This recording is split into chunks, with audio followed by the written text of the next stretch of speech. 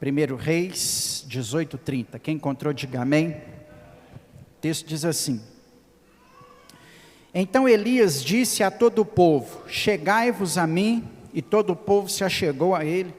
E Elias restaurou o altar do Senhor, que havia sido derrubado. Tomou 12 pedras, conforme o número das tribos dos filhos de Jacó, ao qual viera a palavra do Senhor, dizendo: Israel será o teu nome. E com as pedras edificou um altar em nome do Senhor.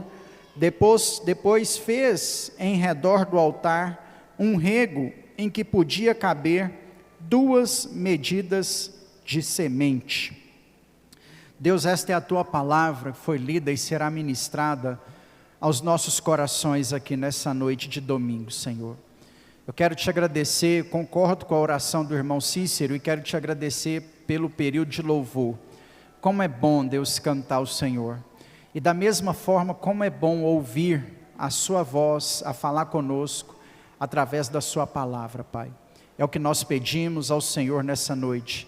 Fica à vontade entre nós, em o nome de Jesus. Amém. Amém. Pode se assentar, meu irmão. Glória a Deus. Durante esse mês de dezembro, aos domingos, eu tenho trabalhado com os irmãos sobre renovação espiritual. O objetivo de trabalhar sobre renovação espiritual é pensar junto com os irmãos em como está a nossa espiritualidade, né? E nos perguntar se em 2025 ela vai continuar do mesmo jeito. Talvez você está bem espiritualmente, foi um ano maravilhoso e abençoado sobre a sua vida, e aí 2025 tem que ser ainda mais abençoado, amém? Se a sua espiritualidade vem se arrastando, se foi pesado servir a Deus ao longo de 2024, se estar na igreja foi um desafio, se orar, ler a Bíblia, né, buscar a Deus tem sido um desafio para você, nós precisamos mudar isso para 2025, e que 2025 os nossos conceitos possam ser diferentes, em nome de Jesus, amém? Na primeira mensagem nós falamos sobre deixar o pecado, né, a importância de deixar o pecado para sermos renovados espiritualmente. Então nós precisamos largar o pecado, deixar aquilo que não agrada ao Senhor. Semana passada nós falamos sobre a importância da Bíblia, da palavra de Deus na nossa espiritualidade, como que a Bíblia, ela é importante nessa jornada, como que nós precisamos voltar a ser apaixonados pela palavra de Deus, e a igreja tem deixado tão de lado a palavra do Senhor, mais do que nunca, irmãos. Nós estamos precisando correr atrás de Bíblia, de palavra de Deus aos nossos corações, em nome de Jesus, amém? Hoje eu quero falar um pouco sobre restaurar o altar, que é o que Elias fez no texto aqui que nós lemos, para que a nossa espiritualidade possa ser eficaz, para que a nossa espiritualidade possa acontecer, nós vamos precisar construir altares a Deus. Isso porque todas as vezes que o Senhor foi adorado, seja no Antigo Testamento, aonde isso acontece de forma mais nítida, ou mesmo no Novo Testamento, onde isso acontece de maneira mais indireta, é necessário um altar aonde Deus seja adorado. Ao longo dessa mensagem eu vou aplicar esse altar à nossa vida hoje, mas primeiro nós precisamos entender o que é altar. Em altar, é claro, nós vamos ver aqui dentro de uma perspectiva veterotestamentária, né? Aquilo que o Antigo Testamento nos ensinou sobre altar ao Senhor. O altar, ele serve para que Deus seja adorado. O altar é a separação de um local específico, consagrado, dedicado a Deus. Para nós, seres humanos, o altar é uma referência, aonde nós podemos ir e saber que Deus está lá. Isso é um altar, né?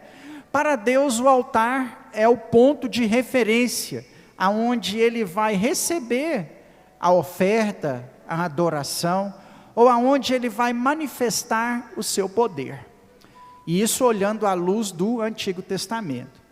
O altar, assim como outras coisas no Antigo Testamento, não foi algo a princípio exigido por Deus, mas ele aconteceu. A primeira vez que nós temos indiretamente um altar edificado é no sacrifício de Caim e Abel, pois para que eles pudessem apresentar a oferta era necessário um lugar. E esse lugar aonde eles apresentaram a oferta deles, de ambos, era um local dedicado a Deus. Nesse momento não tinha lei, não havia Moisés ainda, nós estamos falando de Caim e Abel, está antes do dilúvio, está muito antes de Moisés. O coração do homem sentiu, percebeu a necessidade de consagrar um determinado espaço a Deus, e ali naquele local específico, consagrar ao Senhor a sua oferta. Isso acontece depois da mesma maneira com Abraão. Abraão tem o mesmo sentimento quando ele vai servir ao Senhor em diversos altares. Eu vou me arriscar a dizer aqui, eu não consultei isso para poder trazer aos irmãos nessa noite, isso que eu vou falar agora, mas se eu não me engano, Abraão é um dos homens que mais edificou altares no Antigo Testamento, altar de sacrifício, o altar do Jeová Jirê, o Senhor é a minha provisão, o altar do Jeová Nissi, o Senhor é a minha bandeira, à frente da batalha. Por diversas vezes nós vamos encontrar Abraão erigindo altares a Deus, todas as vezes que ele ia apresentar ao Senhor uma oferta, um sacrifício. Alguns altares ficaram bastante conhecidos, como o altar do Monte Moriá, onde ele iria oferecer o próprio filho em sacrifício. A criança de 12 anos está acompanhando o pai, está vendo o altar ser preparado, sem saber que aquele altar era para ele, Pai, está aqui o sacrifício, está aqui o cutelo, o Senhor está fazendo o altar, cadê o cordeiro, cadê o sacrifício? Jeová Jirê, está aqui o cutelo, está aqui a lenha, não falou cadê o altar, está aqui o cutelo, está aqui a lenha, cadê o sacrifício? Jeová Jirê, o Senhor proverá. E no último momento, Jeová proveu mesmo, apareceu um cordeiro sem defeito, branco, e aí ele foi sacrificado no lugar de Isaac. Deus estava testando o coração de Abraão. Essa prática também vai se tornar comum a Jacó, depois de Abraão, Isaac, agora Jacó. Logo na saída, na sua partida de casa, fugindo de seu irmão, quando ele para em Betel, ele constrói um altar, ele para numa cidade que se chamava Luz. E lá nessa cidade que se chama Luz, ele teve uma experiência com Deus no travesseiro sobre a pedra. E ali ele edifica um altar e coloca o nome naquele altar de Betel. E ali ele faz um compromisso com o Senhor, é o altar do compromisso. Nesse altar de Jacó não foi apresentada uma oferta, foi apresentado um voto. Se o Senhor for comigo e eu regressar a este lugar, eu te devolverei o dízimo de tudo. Não é questão só de dar o dízimo, era estar pedindo a guarda, a provisão, a proteção de Deus sobre a sua vida, nessa jornada que ele estava iniciando naquele momento. Depois nós vamos ver Jacó apresentando outros altares, e essa se tornou uma prática comum aos israelitas, até que chega Moisés, e na lei de Moisés o altar é instituído, e Deus pede altares esporádicos para sacrifícios, mas um grande altar é instituído como oficial em Israel. O altar de sacrifícios no tabernáculo, posteriormente no templo construído por Salomão, se tornou um lugar de reverência, de visitação da presença do Senhor, e de lugar onde a nossa oferta e o nosso sacrifício, enquanto seres humanos, eram levados e apresentados diante de Deus. Mas não era o único altar que existia, ou que deveria existir. Deus não impossibilita os seus servos dali para frente de construírem outros altares. E os anos em Israel vão se passando até que nós chegamos ao momento do profeta Elias. Elias é, sem sombra de dúvida, um dos maiores nomes do Antigo Testamento. O período profético de Elias é o que mais marcou a história de Israel. Nenhum profeta alcançou tanto êxito em Israel como Elias. Foram muitos sinais, muitas maravilhas, muitos prodígios, realizados de maneira inédita nas terras de Israel, através da vida do profeta Elias. Elias é um profeta que profetiza meio que num momento de calamidade pública. O reino de Israel havia sido dividido entre reino do sul e reino do norte. O reino do sul tinha por capital Jerusalém, e o reino do norte tinha por capital a Samaria. O reino do sul continuou dedicando a Deus o seu louvor, a sua adoração. O reino do sul se manteve puro, guardado, protegido e abençoado pelo Senhor. Porém, o reino do norte, que tinha a capital por Samaria, o reino do norte, esse se desviou dos propósitos de Deus. Do momento que Salomão morre, até o momento do cativeiro assírio, sobre o reino do norte, que exterminou o reino do norte, largou a terra deserta, reinaram 19 reis em Israel, em Samaria. Dos 19 reis que governaram sobre o reino do norte em Samaria, 18 fizeram o que era mal aos olhos do Senhor. E é nesse contexto que Elias vai profetizar. Num contexto de calamidade pública total, aonde o povo não tinha assistência governamental e a espiritualidade estava contaminada pelo pecado. Para ajudar a nossa situação, Elias vai profetizar no período do rei Acabe, entre os 19 reis de Israel, o pior rei da Bíblia, Antigo e Novo Testamento. Ele conseguiu o título de ser o pior governante que Israel teve. Para piorar a situação, ele foi casado com o que Apocalipse chamou de a pior mulher da Bíblia, Jezabel. Jezabel era dura, mandona, autoritária e idólatra. Nenhuma mulher na história da humanidade, segundo o Apocalipse, é comparada a Jezabel, a pior mulher da Bíblia. O cenário que Elias está profetizando é terrível. Jezabel trouxe altares de Baal para Samaria e esparramou altares a Baal por toda Israel, por todo o reino do norte, causando um desviamento total dos princípios divinos e o povo completamente afastado do Senhor.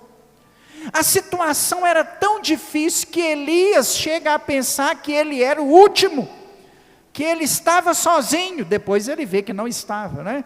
Aparece ainda 700 profetas de Deus em Israel, mas a situação é tão caótica que ele chegou a pensar que ele era o último, que só restava ele, porque todos estavam se curvando diante de Baal.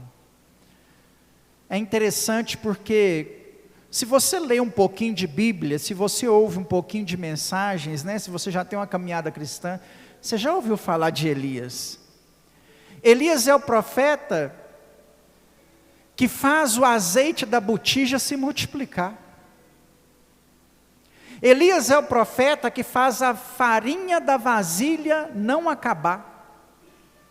A pessoa ia lá, pegava a farinha da vasilha que estava no armário, que estava pela metade para fazer o bolo, pega a farinha, faz o bolo, a farinha está na metade. Pega mais farinha, faz outro bolo, está na metade. Usa a farinha durante 3 anos e a vazia de farinha está na metade. Elias é o profeta que ressuscita o filho da mulher.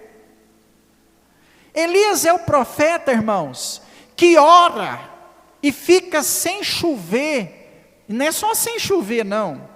O texto de Reis anterior ao que nós lemos diz que nem orvalho caía do céu durante 2 anos e meio, por causa da oração de Elias. Você sabe o que é um homem orar e falar assim: Deus, que não chova mais, e nem orvalho cair na terra, nem serenos, rios secando, chuva nem de longe, não tinha uma nuvem no céu. O dia, 2 anos e meio depois que ele orou novamente, que apareceu uma nuvem do tamanho de um punho de uma mão fechada, ele falou assim: entra para dentro de casa, porque vem chuva. 2 anos e meio sem uma nuvem sequer no céu, o céu limpinho, nem nublado ficava, o sol estalando. 2 anos e meio, de madrugada, de noite, nem orvalho caía na terra, nada. Nós não estamos falando de qualquer um, nós estamos falando de um homem que operou sinais em Israel. E mesmo diante de tantos sinais e prodígios visíveis, o povo estava adorando outro Deus, clamando a outro Deus, invocando a outro Deus. Há algumas explicações. Baal é o Deus da fertilidade e da chuva. Ficou meio que assim, já que o povo orava e não chovia e nem nascia nada, vamos mudar de Deus, porque o nosso não está resolvendo. É a decisão que nós tomamos muitas vezes, quando achamos que Deus está demorando a responder às nossas orações. Nós temos um grupo de pessoas hoje, que frequenta onde dá certo. Se o espiritismo abençoar ela, ela vai lá. Se fazer uma macumba der para ela um milagre, ela faz uma macumba. Se tiver um pastor que ora por ela e ela é abençoada, ela vai no pastor para orar, porque ela está pensando nos seus próprios interesses. O nosso contexto espiritual em 2024, ele não é em nada diferente do contexto espiritual de Samaria e Israel, do Reino do Norte, no período do rei Acabe. Tem nada diferente. Eu me lembro de uma vez, já contei esse caso aqui, que tinha uma pessoa que frequentava a igreja, e aí a pessoa sofria de uma dor na coluna, e a dor na coluna não era curada. E aí a pessoa, não, dor na coluna não era curada, e fazia campanha, e ungia esse negócio, e vinha pastor de fora, e orava, e nada acontecia, né? Aí a pessoa fez igual o pessoal aí, que eu citei, do Reino do Norte, do rei Acabe. Quando teve aquela febre de ir em Vargem Bonita para fazer cirurgia espiritual, a irmã, pastor, ora por mim que eu vou fazer uma cirurgia. O que o pastor aqui pensou? Orar pela irmã, né? A irmã falou assim: onde é que vai ser a cirurgia da senhora? Não preocupa onde é a cirurgia, não, só ora. Aí eu lá orando, todo crente, Deus cura a irmã, usa a mão do médico, Jesus, visitando a irmã, preocupação, cirurgia na coluna e tal. Aí a irmã eu não sabia, eu estou contando aqui, mas eu só fiquei sabendo depois. A irmã me entra num carro, vai lá em Vargem Bonita e faz a cirurgia. E a irmã fez a cirurgia, fiz, vamos lá, Edilé, visitar, que a irmã fez a cirurgia, vou lá. E a irmã sem marcas assim, não tinha nenhum corte, aquilo começou a ficar estranho, mas você pensa, né, talvez foi um corte a laser, né, um negócio faz só um furinho, deu um laser lá, como é que foi? Não, foi aqui em Lagoa da Prata? Não, foi fora. Como é que é o nome do médico? Não sei o nome do médico. E a gente orando para a recuperação da irmã, e aí um dia eu pedi oração na igreja, os irmãos, vamos orar pela fulano de tal, fez a cirurgia na coluna, né, Deus abençoe. E aí alguém me esperou na porta da igreja: vem cá, pastor, deixa eu te falar uma coisa, eu não estou aguentando ver o senhor pedir oração para a irmã, o senhor sabe qual é a cirurgia que a irmã fez? Eu não sei. Pastor, meu irmão leva o povo lá em Vargem Bonita, cobra o carro para levar lá, cirurgia, pai de santo, pastor, baixou o espírito no homem lá e operou a mulher. E eu comecei a ficar escandalizado, irmãos, pensei assim: Jesus amado. Eu nem fiquei escandalizado com a minha ingenuidade, eu fiquei escandalizado com esse negócio assim: se é para me beneficiar, eu vou onde, entre aspas, dá certo. Você acha que deu certo? Então, claro que não, irmãos. Mas olha, muitas vezes a que ponto chegamos? Se está me abençoando, está valendo. Assim era o Reino do Norte, governado pelo rei Acabe. Já que não chovia, já que não nascia nada, o pessoal começou a clamar a Baal. E o Baal também não dava respostas, mas algo precisava acontecer. Quantas vezes a nossa espiritualidade está assim? Quantas vezes nós estamos esperando socorro de lugares errados, irmãos? Deixa eu te falar uma coisa.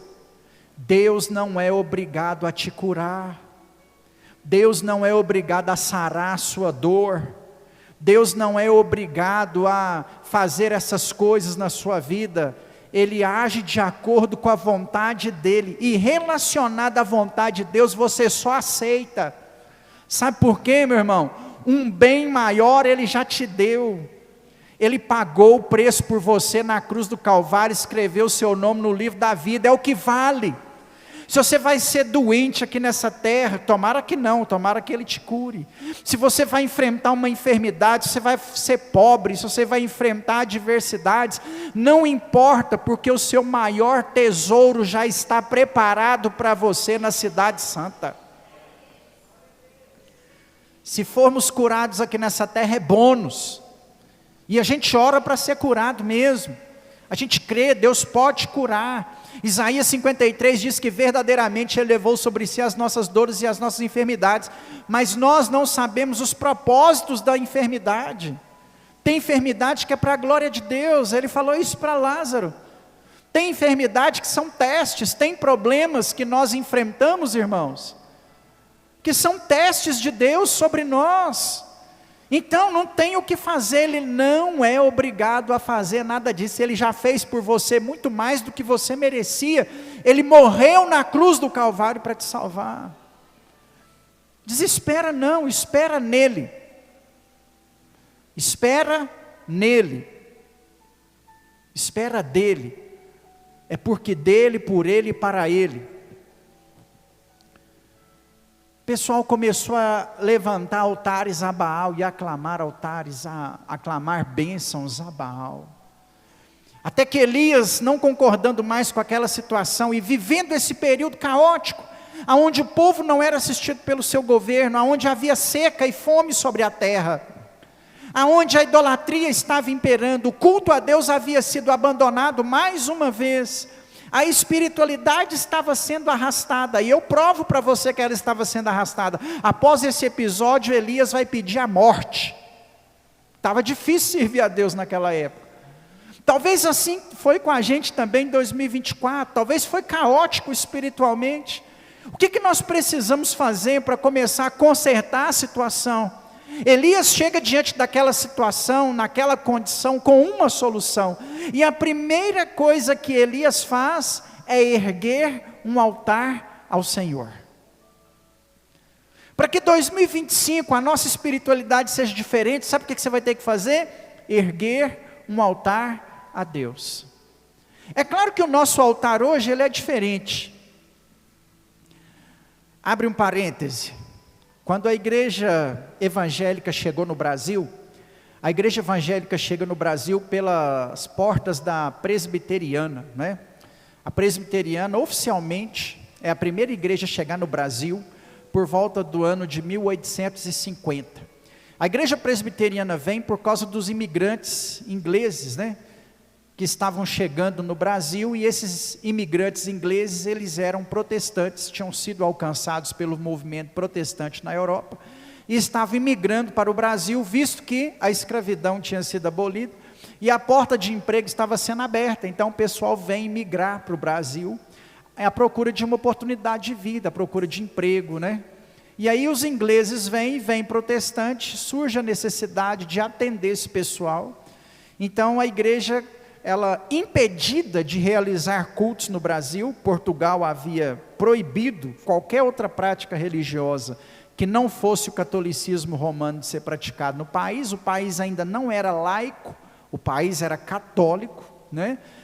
Aí a igreja presbiteriana passou a seguinte orientação aos imigrantes que estavam vindo para o Brasil: na casa que vocês forem construir, construam um quarto de oração, com um altar a Deus, para que vocês e a sua casa, e os seus filhos, orem ao Senhor, busquem ao Senhor e adorem a Deus. Até o final do século passado, ainda haviam algumas casas de ex-membros, porque morreram, né? Presbiterianos no Brasil, que tinha separado o quarto de oração, o altar. E isso porque era proibido igreja protestante no Brasil, mas os irmãos construíam na casa um quartinho de oração. Não sei se você vai conseguir na sua casa fazer o quartinho de oração, né?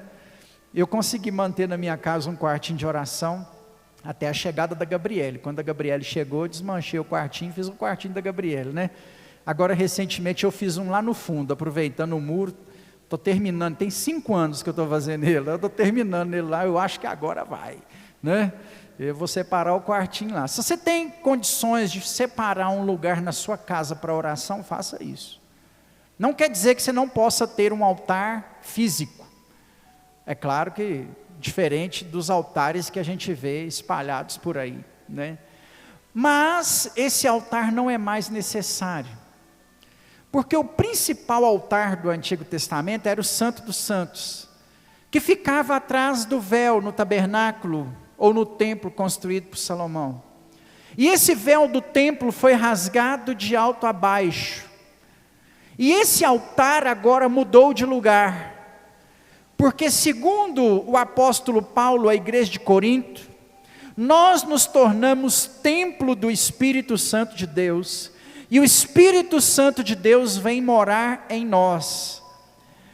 Na teoria, no simbolismo, né, na simbologia, nós chegamos à conclusão que o altar de Deus agora, o maior altar, o altar oficial de Deus agora, não é esse aqui.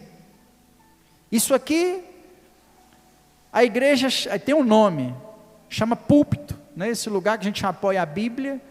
Não chama altar, chama púlpito. Isso não é um altar nos requisitos do Antigo Testamento. Isso não é um altar como é um altar da Igreja Católica. Isso aqui é um local para a exposição da palavra de Deus, porque esse não é o altar mais.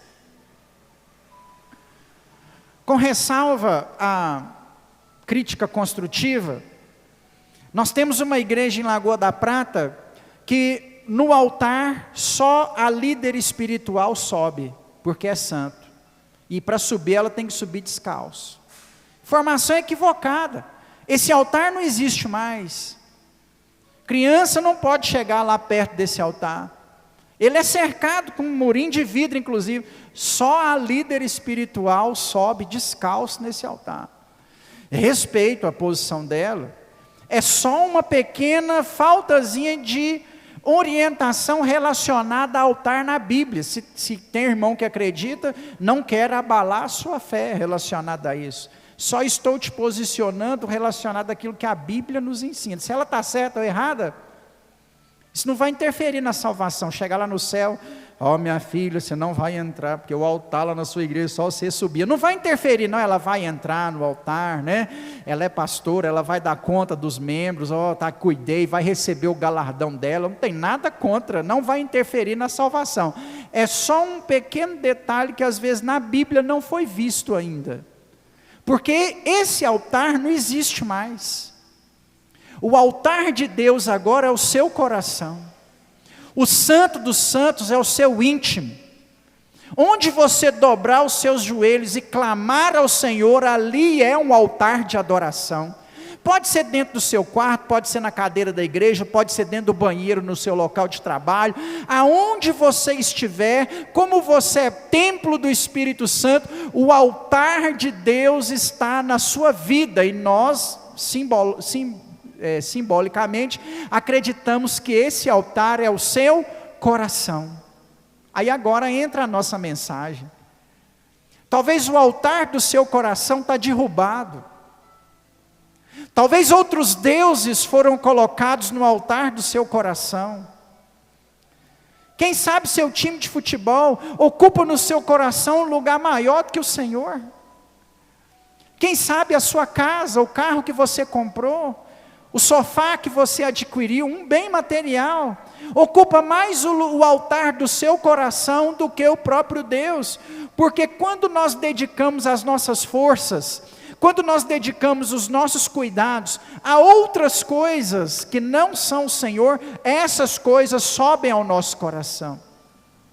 O que tem subido ao seu coração? nesse final de 2024. Olha para 2024, o que imperou no seu coração em 2024? Festas, confraternizações, amizades, amores, paixões mundanas, bares. O que permeou sua vida em 2024? É por isso que está ruim.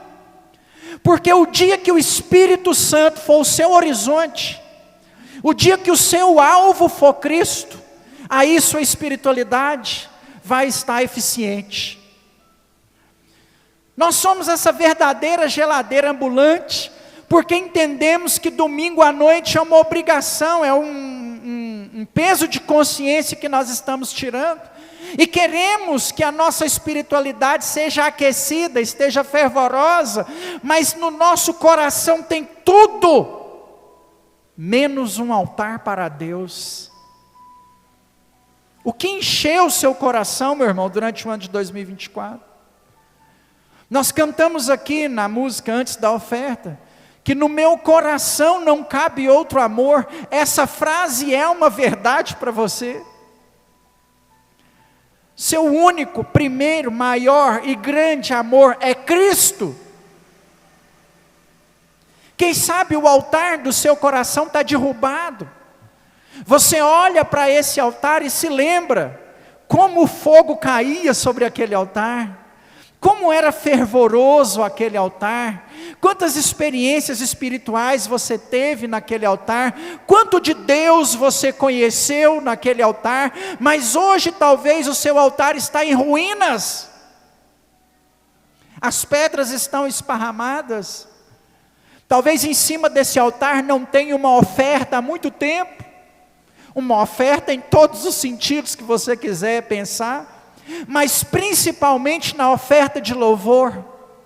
Há muito tempo esse seu altar não tem uma lágrima de adoração, há muito tempo nesse altar não tem uma oração fervorosa, há muito tempo nesse altar não tem uma rendição da sua vida a Deus, há muito tempo nesse altar não tem fidelidade ao Senhor. Quem sabe você tem colocado em cima desse altar pornografias, quem sabe você tem colocado em cima desse altar coisas que não te edificam,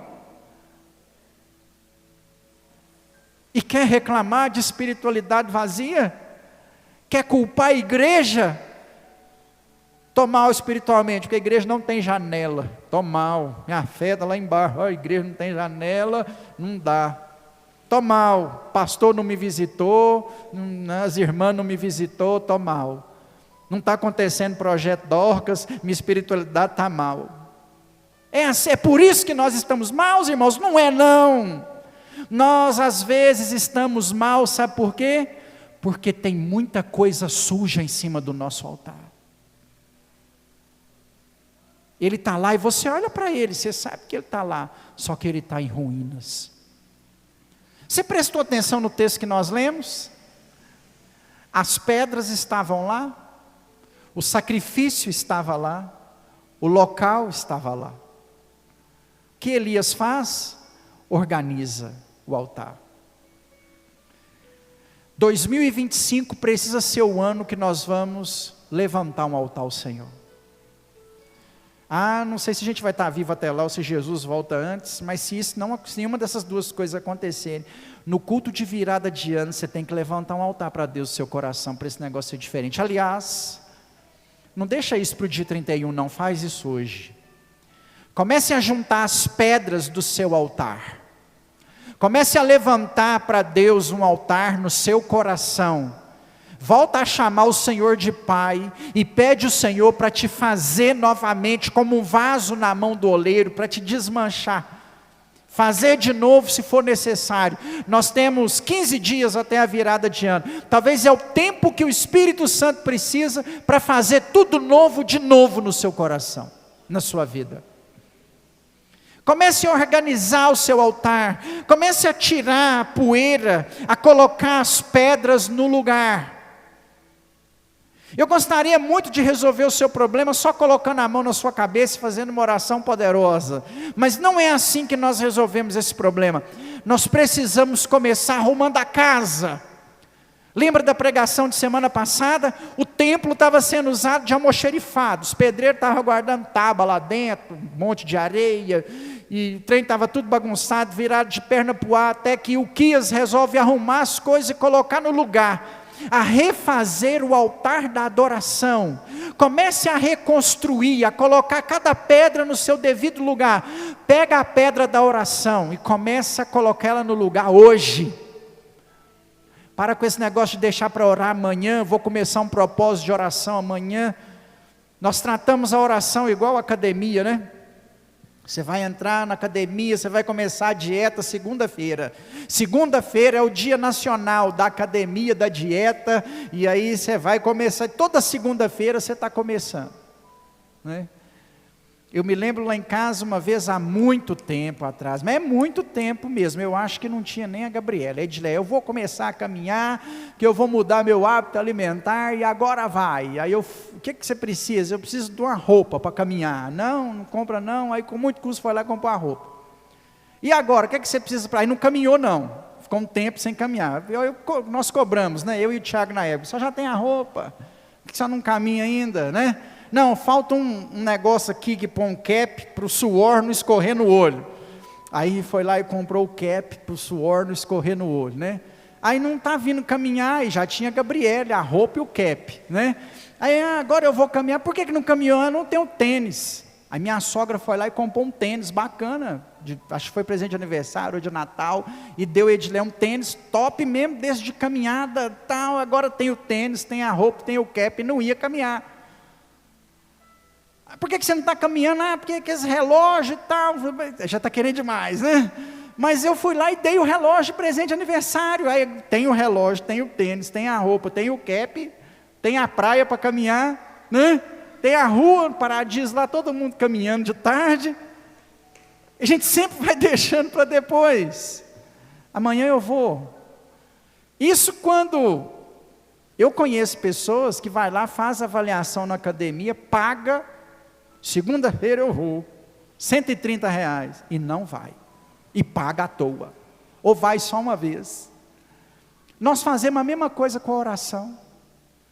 Amanhã eu começo a orar, terça-feira, porque amanhã eu vou estar cansado, mas terça-feira eu vou dobrar o meu joelho e eu vou orar.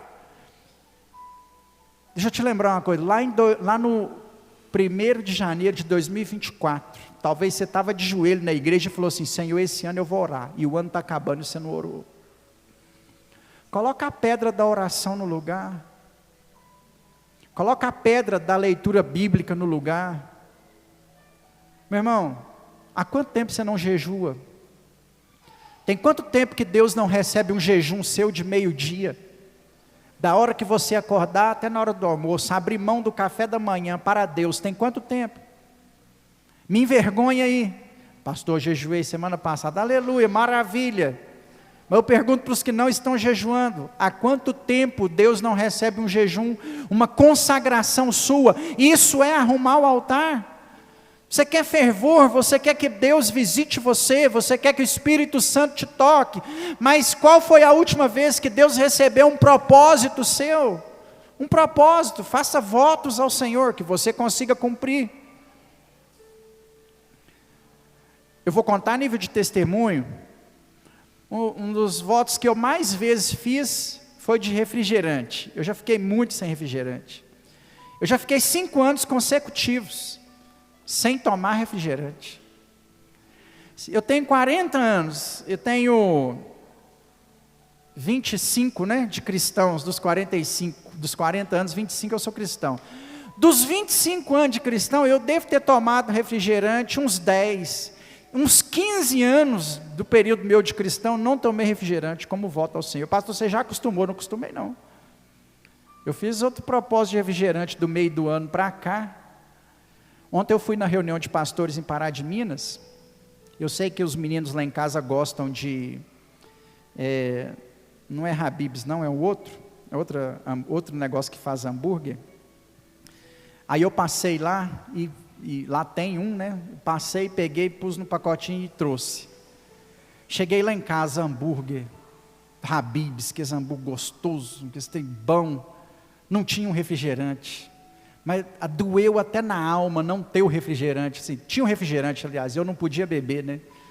Doeu até na alma, assim, os meninos comendo um hambúrguer com aquela boca boa, e eu comendo aquele hambúrguer seco, não tinha um suco, e eu penso assim, Senhor, recebe o meu voto de refrigerante, Jesus. Tem hora, irmãos, que o sabor da coca gelada vem assim na boca, não é muita coisa não, e se comparar com a cruz, não é nada, né, do que Ele fez por mim, mas há quanto tempo Deus não tem um voto seu, um propósito seu? Aliás, nós poderíamos fazer propósitos mais tecnológicos, né? Você já experimentou dar para Deus um dia sem celular? 24 horas, faz isso, você vai ver como que vai ser bom para você, para a sua fé. Porque existem irmãos, esses dias eu estava comentando com a Edileia, que existem pessoas, não irmãos, pessoas de todos, né, de todas as crenças e religiões, que a pessoa, para conversar com você, pega o telefone. Deixa eu te contar uma coisa aí, aqui no telefone. Você já pensou, para conversar com você, tem que ter um telefone na mão, porque nós não sabemos conversar mais sem um telefone na mão. Faz um propósito com Deus aí, 24 horas sem telefone. Há quanto tempo Deus não recebe um propósito seu? Talvez você está orando por esse filho seu que está dando problema, aqui, faz algo mais. Isso é erguer um altar. Faz um jejum por ele. Faz um propósito de oração por ele. Há quanto tempo você não acorda pelas madrugadas ou mais cedo para orar? Não é porque você tem que acordar mesmo, não. Para orar. Você quer ver uma coisa que fortalece a nossa espiritualidade? É acordar para orar. A mágica não está no 3 horas da manhã, na meia-noite, 2 horas, 6 horas da manhã. A mágica não está no horário. Que tem gente que pensa que orar de madrugada é melhor, que a fila é menor, né? Nem é isso, embora seja menor mesmo, mas nem é isso, nem é isso. É o acordar para aquele motivo. Suponhamos que todo dia você acorda às 7 horas da manhã, você levantar às 6:30, meia hora, você não acordaria naquele horário, você está acordando para orar. Você está interrompendo o seu sono meia-noite, 3 horas da manhã, para orar. Você está demonstrando para Deus assim, eu quero, eu estou pagando o preço, eu preciso do Senhor, por isso que eu estou acordando. Talvez você custa, eu mesmo custo. De vez em quando a gente faz umas orações de madrugada no grupo, até tem muito tempo que eu não faço. Quantas vezes eu passei direto, acordava de manhã os irmãos lá em oração, e oração, e oração, eu, gente do céu, que vergonha, tomara que ninguém sinta a minha falta, eu não consegui acordar. É difícil, mas quando você parte o seu sono para orar a Deus, para pagar um preço ao Senhor, isso é erguer um altar. Prepara o local, prepara o seu coração para que Deus possa te visitar. A visitação só aconteceu sobre Elias naquela noite porque o ambiente foi preparado. O altar foi erguido, a oferta foi colocada em cima, a oração foi feita. O que aconteceu depois, irmãos?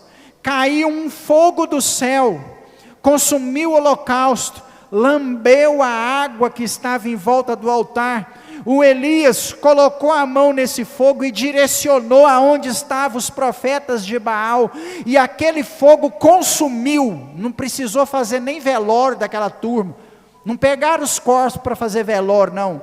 O fogo consumiu os 450 profetas de Baal, diante de todo o povo de Israel. E após aquilo acontecer, quem viu aquela cena declarou: Adonai, Elohim, o Senhor é Deus. Eles declararam: Adonai, Elohim, o Senhor é Deus. Manifestações da glória do Senhor nos alcançam. Visitação da glória do Senhor vem sobre as nossas vidas, quando nós erguemos um altar de adoração a Deus. Nós não estamos sentindo Deus, não é por causa das adversidades do mundo à nossa volta, é porque em nós não tem um altar levantado ao Senhor. Nós nos preparamos para tudo, menos para Deus.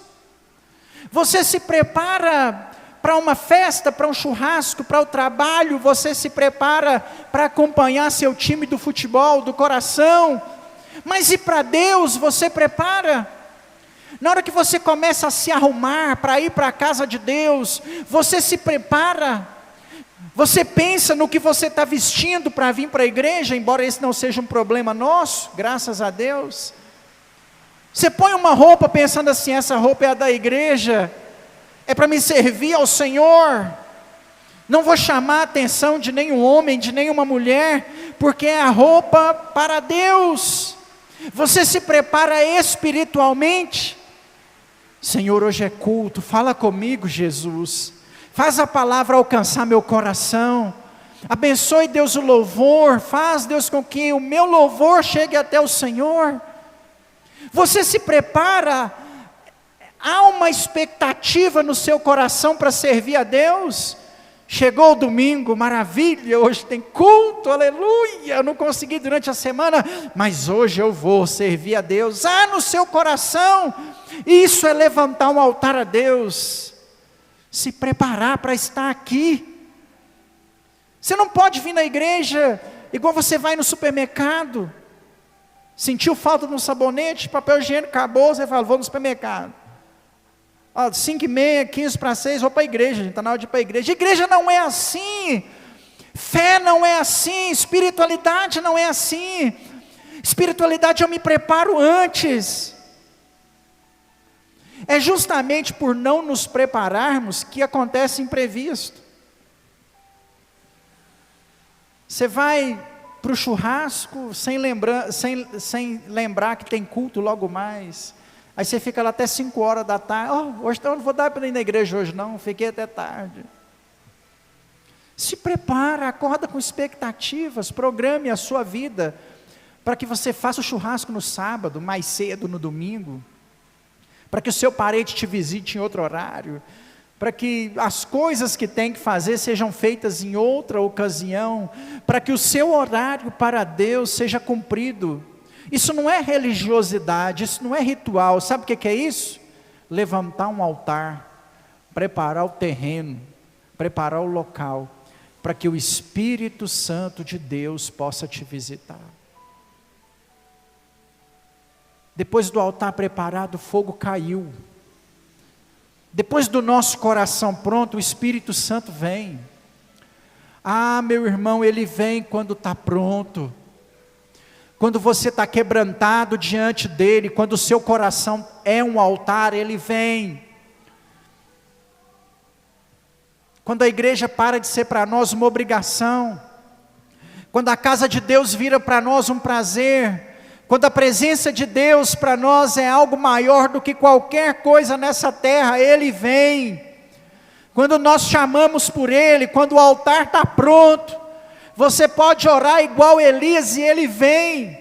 O Elias ora com fé, sabe por quê? Está tudo pronto. Você já viu a oração do Elias? Uma oração impetuosa, né? Uma oração imponente, uma oração com muita presunção, aliás. Eu não teria coragem, audácia de fazer uma oração dessa. O camarada bate no peito e fala assim: se eu sou homem de Deus, caia fogo do céu. Na hora que ele fecha a boca, desce o fogo e consome o holocausto. Eu não teria coragem de fazer essa oração, mas essa oração me ensina muita coisa. Sabe por que ele orou com tanto ímpeto? Sabe por que ele acreditou tanto que aquilo aconteceria? Porque estava tudo preparado. Se em você estiver tudo preparado, ele vem. Larga o pecado que ele vem. Volta para a Bíblia que ele vem. Arruma o altar que ele vem. Ele vem te visitar. Ele vem reacender a chama que está apagada no seu coração. Ele vem fazer você orar em língua estranha, coisa que há muito tempo você não faz. Ele vem te dar palavras ao seu coração, Ele vem sussurrar ao seu ouvido a decisão que você deve tomar. Quando tudo está preparado, Ele vem. Quando tudo está preparado, você sente os pelos do seu corpo arrepiando, porque Deus está falando com você, seja na mensagem, ou seja através do louvor. Ele vem. Ele vem numa música antiga, Ele vem, você cantando, a único que é digno de receber a honra, a glória e o poder. E Ele vem na música nova também, que às vezes tem até alguma frase que não nos agrada, mas Ele vem, porque quando tudo está preparado, Ele vem, Ele nos visita. Que em 2025 nós possamos encarar com mais responsabilidade a nossa espiritualidade, para que Ele venha, para que Ele venha. Tudo precisa ser preparado, irmãos, porque quando está preparado, Ele vem. Quando eu sento, preparo a mensagem lá em casa, é para que Ele venha. Quando a gente coloca as cadeiras no lugar, quando a gente tenta resfriar esse ambiente que não tem janelas, é para que Ele venha. Quando a gente separa a música do louvor, é para que Ele venha. Quando a gente prepara a mesa da ceia, é para que Ele venha, não é para que você venha, não. É para que Ele venha, porque Ele é o nosso prazer. E aí quando está tudo preparado, Ele vem, meu irmão. Ele vem. Prepara o seu coração para que Ele venha. Prepare a sua vida para que Ele venha. Deixa tudo prontinho, para que no culto a gente não tenha que começar a subir uma escala para Ele vir. Na hora que você chegar aqui, Ele já está. Porque quando nós chamamos, quando nós clamamos, Ele vem. Se você começar agora a chamar pelo Espírito Santo, a dizer, vem, vem nesse lugar, Espírito Santo, Ele vem. Se você começar a falar para Ele, vem me encher, vem me transbordar da Tua glória, vem me visitar outra vez aqui nesse lugar, Ele vem, meu irmão, porque nós estamos com tudo preparado, para que a chama de Deus possa ser liberada, para que a Shekinah de Deus possa alcançar o nosso coração.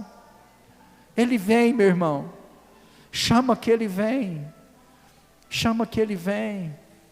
Esteja preparado que Ele vem. O negócio é a nossa falta de preparo. Então vamos preparar para que Ele venha. Rasga o seu coração.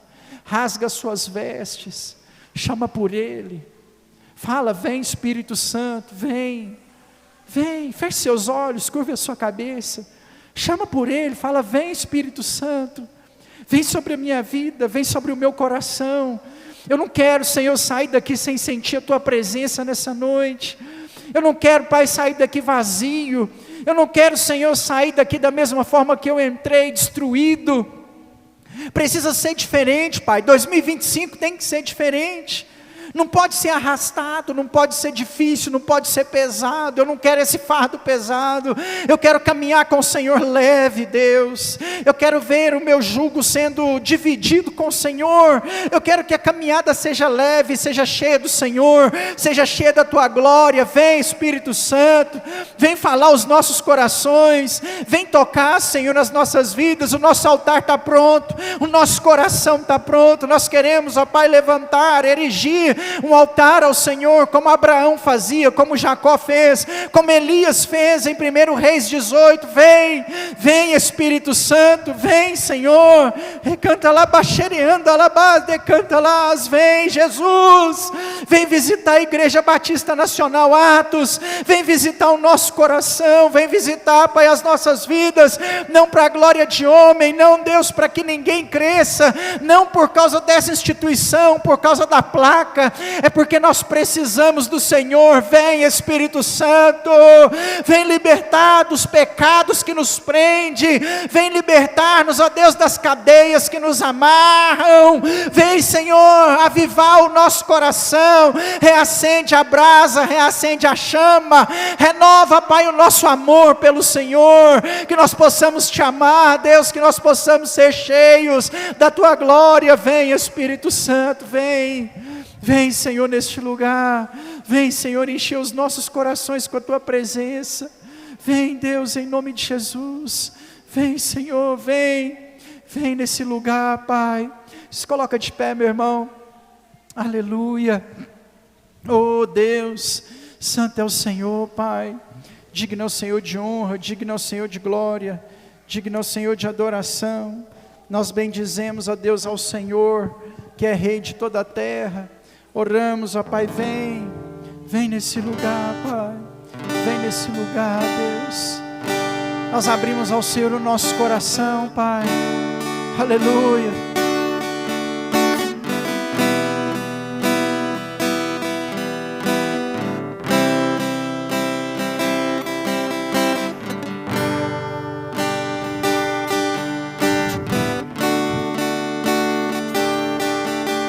Aleluia.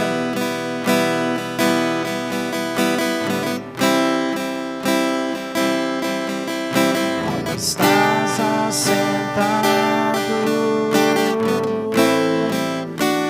sobre os querubins,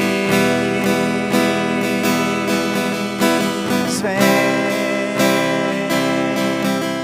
tu estás entronizado em meio aos serafins,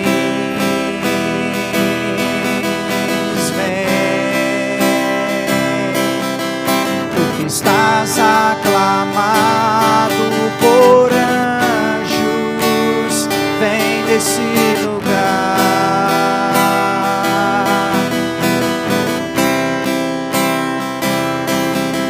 Tu que estás entronizado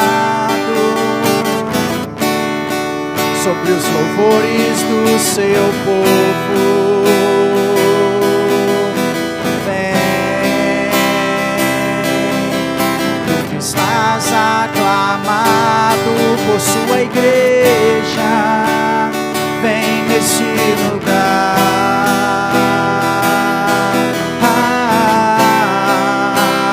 vem nesse lugar.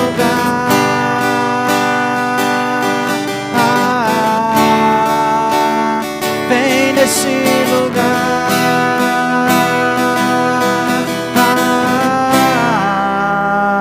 vem nesse lugar,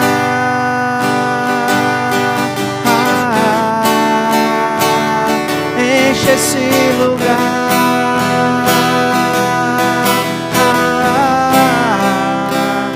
vem nesse lugar, Espírito Santo, vem.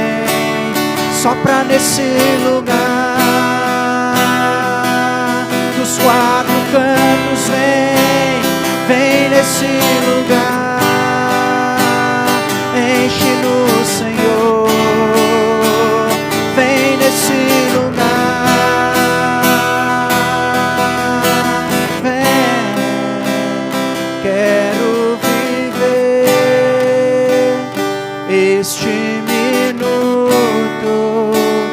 toda a minha vida, Jesus, quero viver este minuto por toda a minha vida, Jesus, apenas um minuto em sua presença vale mais que uma vida inteira sem ti. Apenas um minuto em sua presença vale mais que uma vida inteira sem ti. Quero viver este minuto por toda a minha vida, Jesus, eu quero viver este minuto por toda a minha vida, Jesus, vem nesse lugar,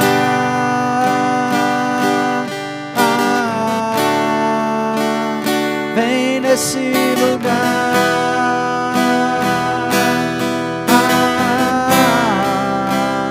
vem nesse lugar,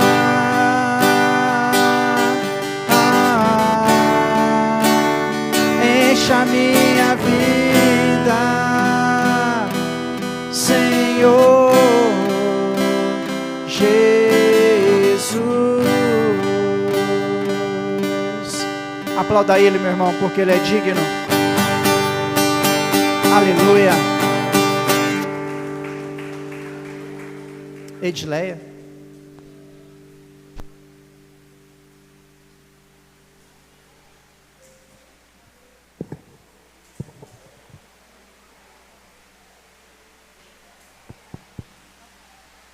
Boa noite, irmãos. Graça e paz.